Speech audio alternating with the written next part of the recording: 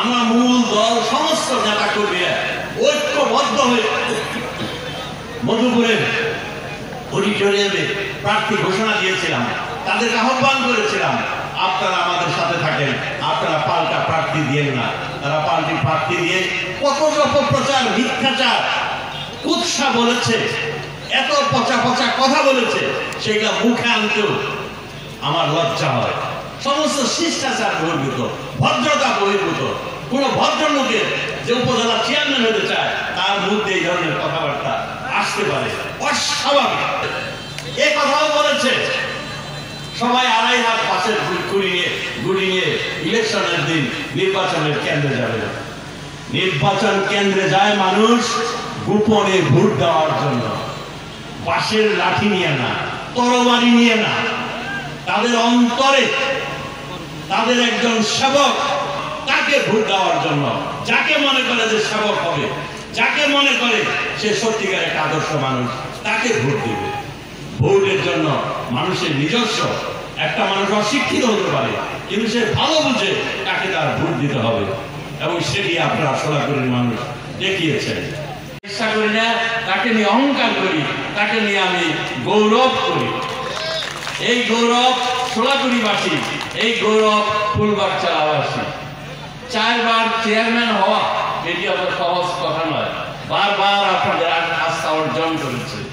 এটা তার ব্যক্তিগত যোগ্যতার ফলে, মেধা, আন্তরিকতা, নিষ্ঠা, সততা এবং মানুষের প্রতি ভালোবাসা, মানবতার জন্য কাজ করা এবং বাংলাদেশের সর্ববৃহৎ রাজনৈতিক সংগঠন, সর্বপ্রাচীন রাজনৈতিক সংগঠন, শ্রেষ্ঠ রাজনৈতিক সংগঠন, যে রাজনৈতিক সংগঠনটি একটি রাষ্ট্রের প্রতিষ্ঠা করেছে, সেই আওয়ামী লীগের একজন সদস্য হিসাবে শুরু থেকে দীর্ঘদিন যাবৎ কোন রকম বিস্তৃতি ছাড়া, কোন রকম পদস্খলন ছাড়া এই দলটি করেছে এবং এই দলের পতাকাকে সবসময় উঁচুতে তুলে রেখেছে আপনাদেরকে সাথে নিয়ে। আওয়ামী লীগের রাজনৈতিক দর্শন কি, রাজনৈতিক স্পন্দন কি, তাদের রাজনৈতিক চেতনা কি? একটি অসাম্প্রদায়িক, ধর্মনিরপেক্ষ, গণতান্ত্রিক,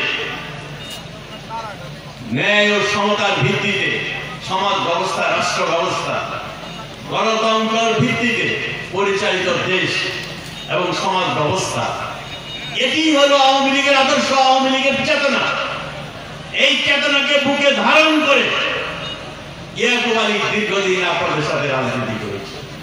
কে গারো, কে চাকমা, কে হাজং, কে মুসলমান, কে বাঙালি, এটি আমাদের কাছে কোনো কথা নয়।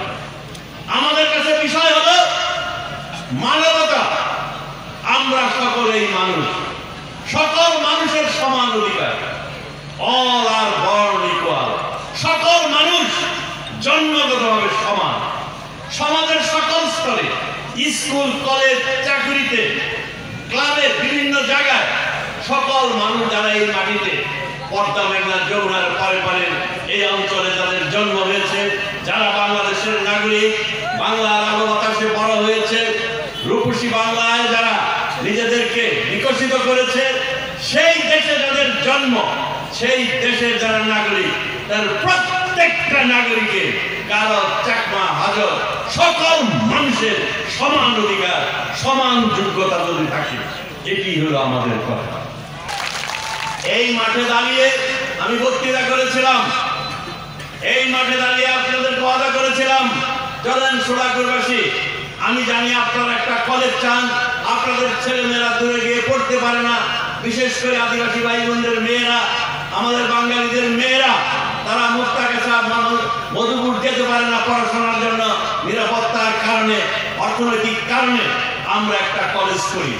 আপনারা হাত তুলে বলেছেন আপনি যদি উদ্যোগ নেন আমি এই কলেজ, আমরা অবশ্যই কলেজ করব ইনশাআল্লাহ। আপনাদের দোয়ায় এই সোলাকুড়ি ইউনিয়নে যে কলেজটি হয়েছে সোলাকুড়ি বাজারে, অবশ্যই আমি এখানে অন্যতম একজন সংগঠক, অন্যতম একজন পৃষ্ঠপোষক, অন্যতম একজন প্রতিষ্ঠাতা। সমগ্র মধুপুরের একজন সেবক হিসেবে আপনারা আমাকে চেয়ারম্যান হিসেবে নির্বাচিত করেছেন, সেই পর্যায়ে আপনাদের সবাইকে আন্তরিক অভিনন্দন জানাচ্ছি, ধন্যবাদ জানাচ্ছি এবং কৃতজ্ঞতা জানাচ্ছি।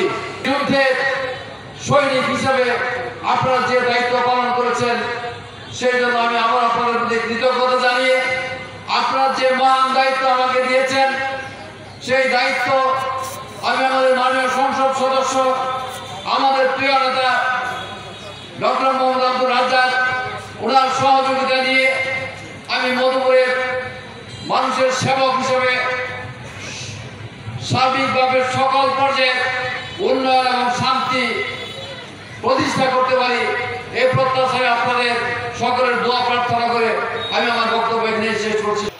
যারা জীবনে আমাদের দলকে সমর্থন করে নাই তারা কিন্তু এবার অ্যাডভোকেট বলে সাহেবকে ভোট দিয়েছে, কারণ একত্রের একটা যে প্রচার ছিল সে একজন ভদ্র, নরম এবং ভালো মানুষ, এই প্রচারটা ছিল।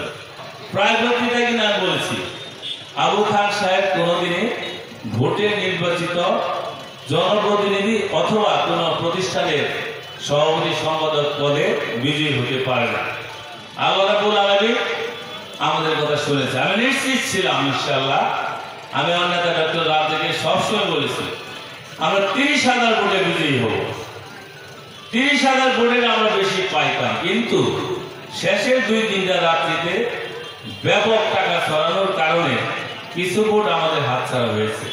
আমি চট্টগ্রাম কেন্দ্রে আবু খান সাহেবের যে নির্বাচন পরিচালনা আহ্বায়ক ছিল আব্দুল গফুর মন্ডল সাহেব, তার সম্মুখে বলেছিলাম 30,000 ভোটে অ্যাডভোকেট একেবারে সে পাস করবে। আমি বলে যাচ্ছি আমাকে উনি পাগল বলেছিলেন, তাহলে আমরা পাগল না, আমরা যেটা ধরি ওটা আমরা ছাড়ি না। আমার নেতা ডক্টর রাজ্জাক জানে, আমি একটা ছোট মানুষ, আমরা যা বলেছি আমরা বক্তৃতায় বলেছি তারা যদি বিজয়ী হতে পারে আমাদের মতো মানুষ সম্মান নিয়ে মধুপুর চলতে পারবে না। আমার নেতা ডক্টর রাজ্জাক তাকে সম্মান ক্ষুণ্ণ করার চেষ্টা করবে। আপনারা যদি আমার নেতা ডক্টর রাজ্জাককে ভালোবাসেন, আমাদেরকে যদি ভালোবাসেন, তাহলে অবশ্যই সবাই দলমত নির্বিশেষে আনারস মার্কায় ভোট দিবেন। তারা অকপটে স্বীকার করেছে যে আমরা আনারস মার্কায় অ্যাডভোকেট ইয়াকুব সাহেবকে ভোট দিব।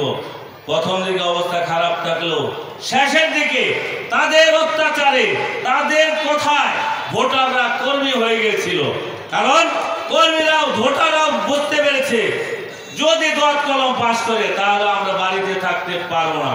বাধ্য হয়ে তারা আনারস মার্কার ভোট চাওয়ার জন্য তাদের আত্মীয়স্বজন বাড়ি বাড়ি গিয়ে ভোটাররা অ্যাডভোকেট ইয়াকুবের পক্ষে ভোট চেয়েছে। তাহলে না হলে আমাদের পক্ষে এত ভোটে নির্বাচিত করা সম্ভব হতো না। এবারকার নির্বাচনে মধুপুরের মানুষ সমস্ত 90% মানুষ এবার নৌকার দিকে ধাবিত হয়েছে। আমার বিশ্বাস এরপরে মধুপুর উপজেলা নির্বাচন দলের, আমাদের দলের নৌকা মার্কা নির্বাচনে 90% ভোট দেবে মানুষ।